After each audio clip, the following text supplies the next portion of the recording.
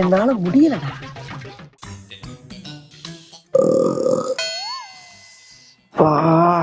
என்ன இன்னும் இவ்வளோ வேலை இருக்குது. பாத்ரூம் வருது, போயிட்டு வந்து வேலையை பார்ப்போம்.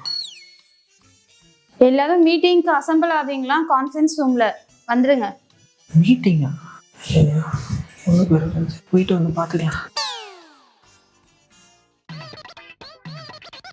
சுரேஷ், மீட்டிங் இருக்கு, எங்க போறீங்க? சீக்கிரம் வாங்க.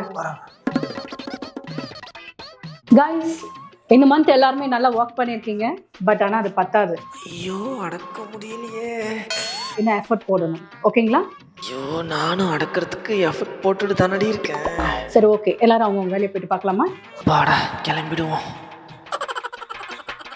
சுரேஷ், நீங்க மட்டும் வெயிட் பண்ணுங்க. என்ன நம்மள மட்டும் பாஸ் பண்றா?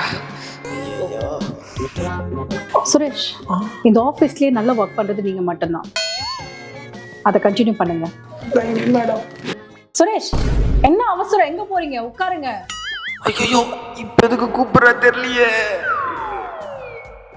சுரேஷ், உங்களுக்கு என்னென்ன ஒர்க் தெரியுமோ அது எல்லாருக்குமே சொல்லி கொடுங்க.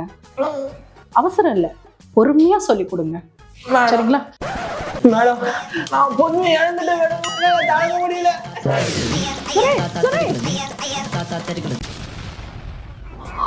போச்சே, இதுக்கு தானே நீ அப்பவே சொன்னேன்.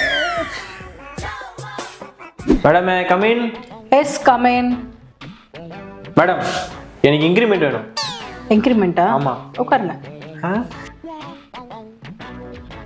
இன்கிரிமெண்ட் வேணுமா? ஆமா. இப்போ நான் கேட்குற 5 கேள்விக்கு பதில் சொல்லுங்க. உங்களுக்கு இன்கிரிமெண்ட் தரேன். கேளுங்க மேடம். ஒரு ஃப்ளைட்ல போயிட்டே இருக்கீங்க.